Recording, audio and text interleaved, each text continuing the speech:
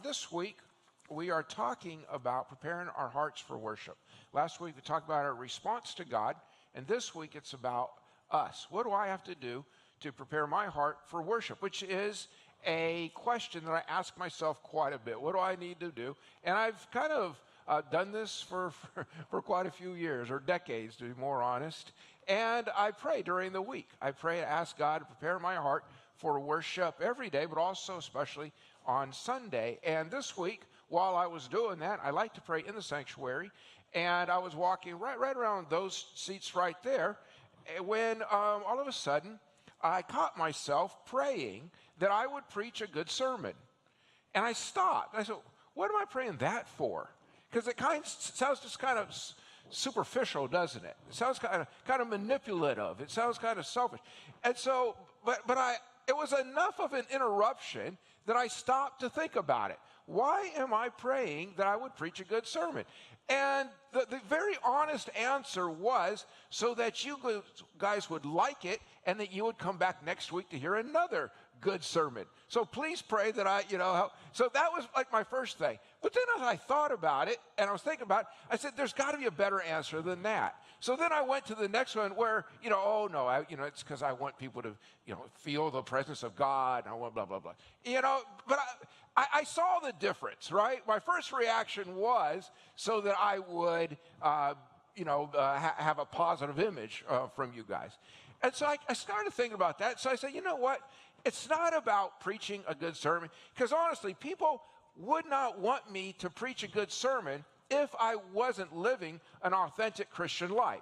They would feel ripped off. They would feel that their time, that however good the sermons might have been, they would say they weren't real. Those weren't true. It was just an act because I wasn't living the Christian life.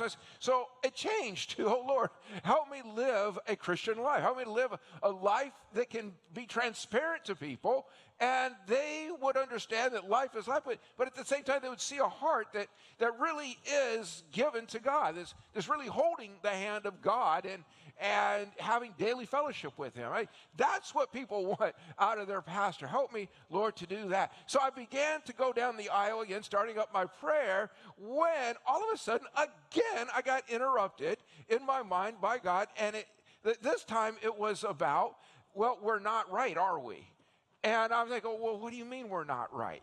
What do I got? And immediately, and this is the worst thing about God, is how clearly he can put his finger on something in your heart, in your life. And immediately he brought to mind an experience I just had the day before. I was in a pastor's group, and we're trying to create a system to help educate future pastors, or pastors who are training to be pastors. And one of the guys in the group made a suggestion that I thought was just as dumb as they come. It was like, you've got to be kidding. I'm saying this in my head. But after the meeting, I went to the chairman of the committee, and I said, that was a really bad idea. That is not going to work. That is just going to fail. And he said the most beautiful words that I'd ever heard in my life. I hear it very little, but boy, when I hear it, it just brings such warmth to my heart. He says, Greg, you're right. Oh, thank you. It's all I want to hear. It's all I want to hear, And it's okay. So I leave. And then that's what God brought to my mind, was that incident where I had to go up and tell somebody about how dumb somebody else was. And, I'm sitting there going, and I'm thinking, Lord, is that the issue? And a flood of verses came to my head and says, that's exactly the issue. That's exactly the issue. And we're not going to be right until you're right with this guy. And you know what? So by then I was over on this side of the aisle. And so I got my little cell phone now, and I texted a sincere apology. And, I promised to not do that again. And I'm really sorry how disruptive and how selfish it was. It was a good apology, as good as I know how to write. And off it went. And you know what? I got right back, and now I felt the presence of God. I said, okay, we're right. Now, I'm sure God has a lot of little things he can be putting his fingers on, but fortunately he didn't. He let me get by without one. But it just really brought home to me, if we want to worship God, if we want to be right with, which we all do, it's not that easy. It's not just about what do I got to do, or what do I got to say, or what do I got to give before God. it's a little bit more complicated than that. I've had a story rattling around in my head now for about a month. I didn't know how to use it or why I had it or what was going on, but I couldn't shake it. And it's a very old story from about 700 plus years before Jesus. There was a famous philosopher, one of the first Greek philosophers. His name was Homer. I know when I say Homer, you guys are not thinking 800 years ago, or I guess at this point it'd be 1,800 years ago, 2,800 years ago. You guys are thinking of a more recent one. But let's go back to the first Homer. And he wrote some beautiful, what they call poems. And they're more like stories, but they call them poems. And one of them was called the Odyssey. And the story in the Odyssey is this Greek god named Odysseus. And he, his other name Ulysses, but regardless, he comes into the scene and he's going on a journey. He's actually coming back from a war, and he's going to be sailing by these islands, and they're called the Suriname Scopuli Islands. And there's 3, and they're very rocky islands, and around these islands live 2 hideous monsters. Terrible, ugly claws, fangs, bloody, hairy, anything is ugly. That's what these 2 monsters were. But these 2 monsters had a trick. What they would do is they would disguise themselves before they ever saw a boat going by. And then they would perceive the boat, and then they would disguise themselves as beautiful singers. And so beautiful women singers. And so they would have their beautiful female voices going out over the waves. And then they would catch the sailors' ears. And the sailors, because they were interested in that music, they would turn their boats towards these islands. And as they would get near the islands, they would see these beautiful young girls combing their hair. Isn't that funny? Their long hair on these islands. They would be attracted to that. And so they would say, let's get to those islands. And they would get there as fast as they could. But of course, the island's surrounded by very sharp rocks. Sharp as spears is what they would say. And as soon as the boat hit those rocks, the boat would fall apart, and then the monsters would come out and eat them. And then they would throw their bones up onto the beach, and then evidently it's just scattered with human bones. And so it's a very, very dangerous place, right? You don't want to be sailing through there and hear what they call the sirens singing to you. So what the goddess Circe, I don't know if you ever heard of that name before, but here's Circe, and she's giving advice to Odysseus. And what she says to him is, when you go by these islands, you're going to want to hear their music. But there is a way that you can hear their music and not get seduced and attracted to those islands where you're going to be eaten alive. So there's a way we can do this. And what you have to do is, here is some wax. And I want you to break off pieces among the men in your boat. And they're going to cover their ears with this wax. And what you're going to do is you're going to have them tie you to the mast of the ship and tie you really tight. And super tight. And then as they're going, you instruct your men, no matter what I say, no matter what I do, pay no attention to me, just keep rowing until we're out of range of these islands. Okay, that's how we're going to do.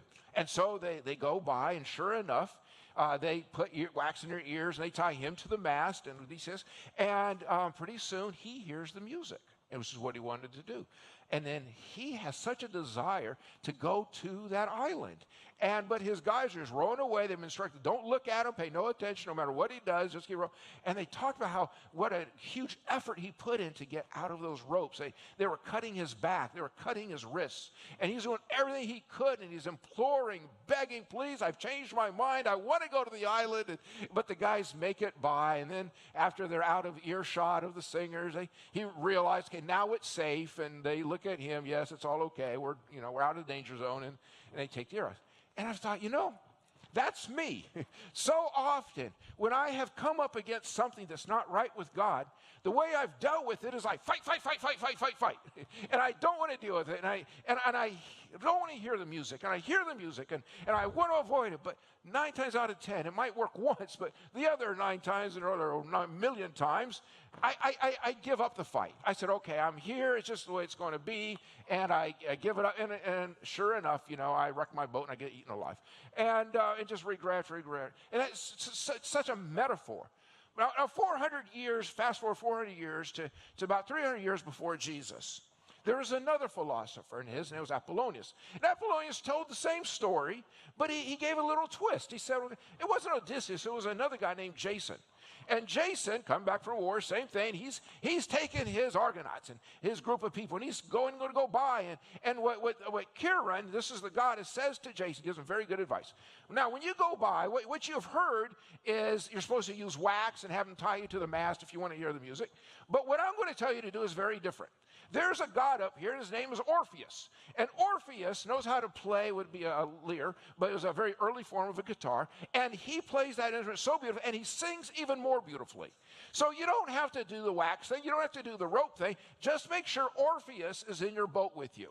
And that way, when you start to go by the islands, you all hear the music. But that's when Orpheus has got to start playing, because he will play very loud. And he will sing so beautifully that it's more beautiful than what the girls on the island are singing, to the sky's monsters. And so what will happen is you will see the girls, you will hear the music, but you say, you know what? What we've got is a whole lot better right here. And you're going to go fly right on by or sail right on by. And you know, that's a better metaphor for you and for me about having Jesus in the boat with us. That when the temptations come, that when the storms come, if you've got Jesus in the boat and you are close to him, you're going to realize that what I have in Jesus is much greater than what I have in the world. And that is largely true for Christians for centuries or millenniums now. That I know that every morning when I start out, one of the first things I got to do is I got to go to my Bible and I read those same scriptures. That's why I put them in the ministry guide. I read through those and I write. I read the same psalm every day of the week. Then I read those scriptures and I write. This is what I notice about God. And this is what I should do as a result of reading this, some instructions. And I just a couple paragraphs, and I write this out. I don't know if it even takes me 10 minutes to do that. But it sets my heart right. I said it starts my day with Jesus. Now, of course, it doesn't guarantee a day with Jesus, but certainly it's the right way to start out. It really helps me out. And I encourage you guys to follow that same rhythm. And so, you know, this is what works. We start out with Jesus, and off we go. But let me take you to another 300 years ahead where there is Jesus. Now, this is the situation. We're going to go by these islands. We're going to hear the music. The question is, how am I going to avoid the music? Same thing. I'm going to have Jesus in the boat with me. And I'm going to have that relationship with him. And then I'm going to be able to hear the music and avoid the music. And I'm going to be okay. And I'm going to sail on by. But here is the catch. When Jesus gets to the boat, he looks in the boat. And he looks at who else is in the boat. And he says, I'm not getting in. Why, I didn't plan on that one happening. Orpheus got in the boat. Why don't you get in the boat? She said, no, I'm not getting in the boat. Why aren't you getting in the boat? It's because there's a couple people that aren't here. They should be here. Who? And Jesus mentions a few names. And you're saying, well, those aren't good people. Those are people I have problems with. They're not right. I'm right. And they're wrong, and they're not invited on this boat. But you are. We need you to be on this boat. And what does Jesus say? I'm not getting in the boat. Well, if you're not getting in the boat, how are we going to go by these islands? How are we going to hear the music, but avoid the problem with the music? How are we going to do that? You've got to be in the boat. And Jesus said, I'm not getting in the boat. Why aren't you getting in the boat? And that's where we go. I want to take you to a little verse real quick, just to kind of set the stage. And I want to get more to the Matthew chapter 5. The first one is in Psalm 139. It's just very simple, verse 34 and 35. And what we're asking is, search me, O God, and know my heart. Search me, O God, and know my heart. Test me and know my anxious thoughts. See if there be any offensive way in me, and lead me in the way everlasting. So what we're doing is we're pausing in our lives, and we're saying, God, I don't see what's wrong in my life. I'm going to rely upon you to show me what is not right with my heart, what is not right with my thinking, what is not right in my relationships, what is offensive to other people. And Lord, I'm going to follow your guidance. That is the pathway into true worship with God, is for us to humble ourselves and say, okay, if you're not getting in the boat, why? Well, it's because we're not right with some people. Okay, so let me pause here and ask, what do I got to do to be right with some people so that Jesus will get in the boat so now we can sail together? Because we are going to hear the music. We are going to hear him, and we're going to want to avoid the music. And there's not much of a chance we're going to be able to do that if Jesus isn't in the boat with us. okay, so what do I got to do to get the other people into the boat here with me? And isn't it amazing how Jesus turns this whole world upside down when he comes? Changes everything. Religions were always about nation building. It was always about politics. Old Testament, any way you want to look at it, until you get to Jesus. And Jesus says, no, it's not. It's about love. That's what it's about. And everything you've ever learned about your relationships with other people, it's wrong. Let me teach you about what's right in your relationships, what's right about loving other people. And he just stops the whole thing and turns it all over. This passage that we're going to read here in Matthew, we're going to read only 2 verses out of it. But it's in the section of what's called the Beatitudes, which is the true sermon of Jesus, the true, beautiful, fantastic message of Jesus to the people. But what he does in this passage is he outlines different areas where people are not right with God. And one of them is in, about murdering people. Isn't that funny? Yeah, if you murder somebody, you're not right with God. If you murder somebody, you're not right with anybody. I don't care what religion you are, what culture you are, what time. It's never right to murder somebody. And that's what Jesus starts off, because all the things everybody had been taught was, okay, don't murder somebody. That's the rule. That's the law. Don't murder them. Okay, I got that. Got it. But Jesus says, it's not only don't murder people, it's way before that. It's about the first moment you realize you didn't like somebody. He says that's where you make that change. That's where it starts. So my relationship with you really depends on how you react to people that you don't like. That's where it starts. I start having a problem with you the minute you start having a problem with somebody else. That's starting to hurt us. Nobody had ever heard this before. This is brand new, even to us in the 21st century.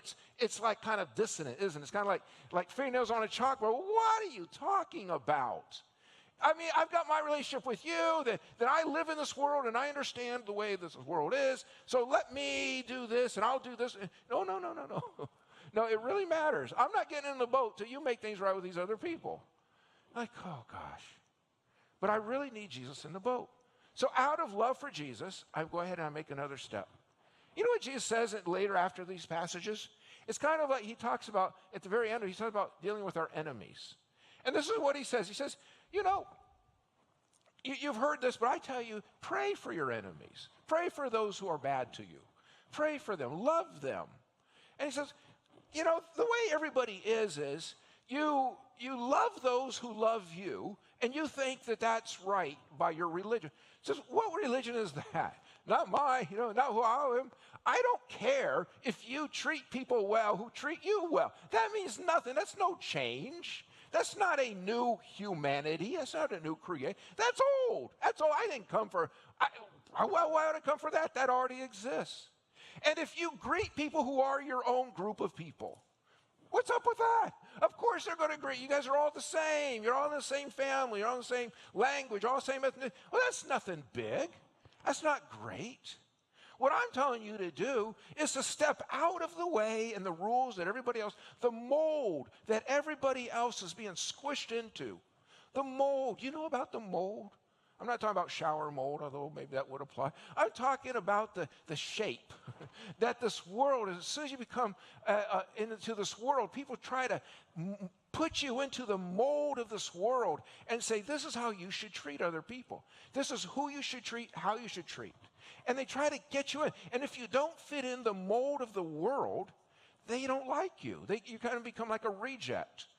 But that's what God is telling us, to be rejects of the world. Not to fit into the mold of the world, but to fit into the mold of Christ. To belong to Jesus. So, okay, we're finally going to get to this passage. You're like, when is Pastor ever going to get there?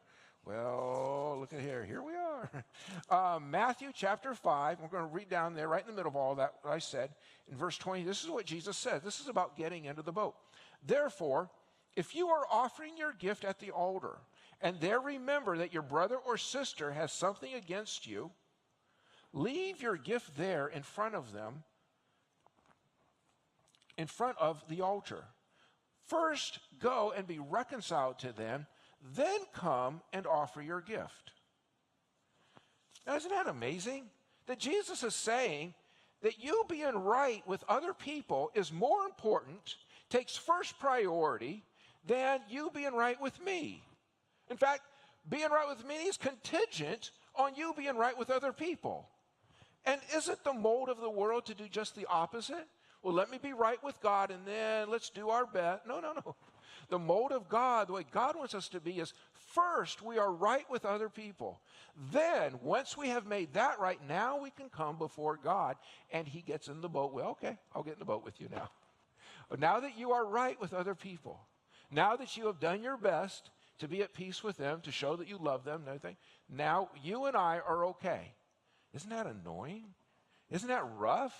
That's really hard, isn't it? That's a hard teaching. And when Jesus would give hard teachings, lots of people would leave. That ain't for me. That ain't for me. I don't like that. I don't like that, right? That's what people would do.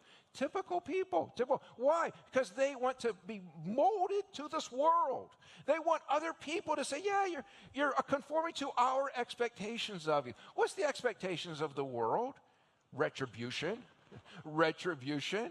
You do something against me, let me tell you what I'm going to do. I'm going to up the ante. Well, this is what you did to me. I'm going to make sure you get it more. Anybody ever hear that? Anybody ever hear something like that? Politicians say that, don't they? Isn't that insane? Politicians say it. I'm sorry, you're playing with our lives. Like they say, when elephants fight, it's the grass that suffers. I'm going to really teach you a lesson. But not only politicians, people in the mold of the world say the same thing, not the mold of Christ. People who, when they go to worship God, God's sitting there saying, you got work to do before you come see me, buddy. You got work to do. Go get that right, then come see. Isn't that right? That's where it is. Did you know that if you don't forgive somebody, that if you don't love somebody, that if there's somebody out there that you're having a hard time, you know what you're doing? You're missing an opportunity to show your love to Jesus. You're missing an opportunity to show your love to God. That's what you're doing. I would love to know what I could do to show my love for God. There's not a whole lot, right? There's not a whole lot that I could do to show my love for God. But when you love your quote-unquote enemy, that shows God how much you love him. Because there's no reason that you would ever do it outside of your love for Jesus. And to treat other people in the same magnanimity or the same generosity and the same level of acceptance that God has shown to you. That's why we do that. That's why we're good to other people. That's why there's all those one another's, all throughout the New Testament, right? Forgive one another, encourage one another, restore one another, accept one another, care for one another, bear with one another, carry each other's burdens, carry the burdens with one. It's all about how we get along. And there's no, not them, no. It's who God puts in your world, who God puts in front. That's who God is calling us to. It's that relationship. That's who we are as Christians. And when you love people, not people who love you, not people who belong to your own group, not them, people who don't love you, people who do not greet you because you're different than them or they think they're better than, not them. To those people, when you love them, when you're kind to them and you're accepting of them and encouraging, and when you do that, that's when your Father in heaven goes, oh, look right there's my child. I love that daughter. She's just like me. There's my son behaving just the way I taught him. Yep, following my example right there at my foot. Oh, I love that one right there. That one loves me. That one, I know that. How do you know that one loves you? Look how he treats those people around who don't love him. If you don't love him, you are missing a wonderful opportunity to express your love to Jesus. What a wonderful thing. Why do we treat people well? Because it expresses our love for our Heavenly Father, expresses our love for Jesus. Don't miss that. A lot of us mess up Jesus' relationships with other people by how we treat them. How many people stay away from Jesus because of how they were treated by a Christian or by somebody else? Why would there ever be a loving God when this horrible thing happened to, right? And I don't like it when people interfere in my life and mess up my relationships with other people by saying stuff that I would never say. I mean, that happens to all of us, doesn't it? Do you like that? Do you like it when somebody from the outside comes into your world and messes up your relationships? No, I don't like that. Now I've got to go deal with this person, and I've got to deal with the one who slandered me or gossiped. And oh, what a mess! Like they say, I don't have time for that, right? I don't have time for that. Don't be messing up. I got enough going on in my life. Don't be making my life more complicated. Now, if anybody has the right to say that, wouldn't that be God? Wouldn't that be Jesus? Don't be messing up my relationship with other people. What are you doing? Don't be doing that. Treat them the way I would treat them. So if anything, you're making it more clear how I love them. So if anything, you're not making it confusing for them, but you're revealing, you're expressing how I love them. At least do that. At least love people from my perspective and what I see, what I do. I think it's, the very least we can do in our relationships with people. And the rule of our lives, what's required of us as Christians is very simply that we live by the law of love. That's what's required of us, is that we love people as children of the light. How do we bring people into the light? How do we behave as children of the light? Well, for one, we show a lot of humility, a lot of humility. And we go to people who we honestly think are really wrong, and they wronged us.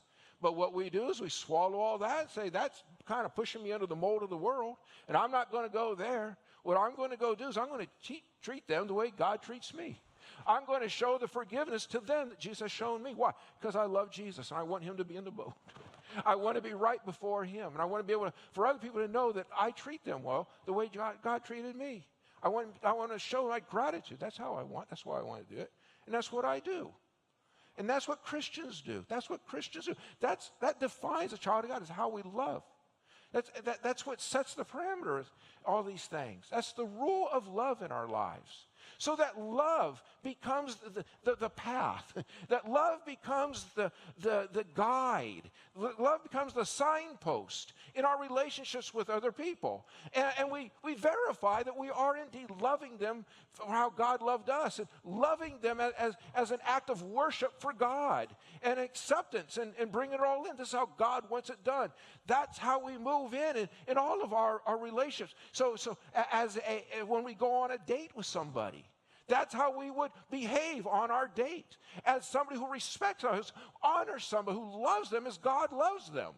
And then we would do their very best, or what is the best for them. That's how we behave as parents with our own children. Parenting is so hard.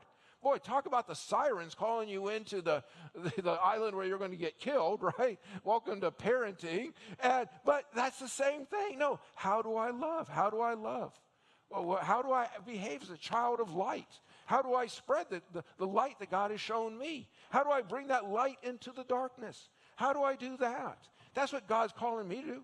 And if you're a boss, how is my life, how is my being a boss conducted and being framed and shaped by that rule of love? If I'm a manager, how is that? How do I manage people? How does that show the love of God? How does it show how God cares about people? How is that prime in my life? The very most important thing. How is it like that? If I'm a coach, how does my coaching reveal how much I love God and how much I love people? What does that say? That becomes the rule of our lives. Does that mean we have to change an awful lot in our lives? Of course it means we have to change an awful lot in our lives, because our destiny is a whole lot different than where we were anyways, where we're going. Everybody wants a different destiny, but they don't want to change the inside, right? They want to change. It's that same thing, but that's what God's saying. If you want this destiny, then you better be making some drastic changes on how you behave today, because that's where it all lines up. It's all the road. Get on the road. Get on the road. And that's what God calls me to. God calls me as a husband. What does that mean? What are the guidelines for that? What's the paradigm for how I behave as a husband? And then what about as a pastor? Am I pastoring with a heart of love? And how am I supposed to be a neighbor? How am I to be a neighbor with other people? How is that supposed to be? With a heart of love, right? With the one that loves people for who they are, regardless. That's what God calls us to as Christians. That's what God calls us to. Now, I wish it was as easy as, I'll get in the boat once you get everybody set. Because the other side is, if I'm not right with God, if I don't love God, I'm not going to be asking him to get into the boat with me. I'm just going to keep, crashing into the rocks. So the other side is, God, I don't even know how to make things right, but I do know that you know. And what I'm asking is that I would be right with you. And I promise, Lord, as I'm right with you, I'm going to live out your direction for my life. But be right, be close to me. Because unless Jesus is really alive in my heart, I'm not going to be seeking out this other stuff that breaks the mold. No, I'm going to be falling right into the pattern of this world. And so what I need is, I need a love for Jesus that is more important than how other people think about me. I need a love for Jesus that overrides other people's expectations and them trying to shove me into the mold. I need a love for Jesus that is like this, which is really tight.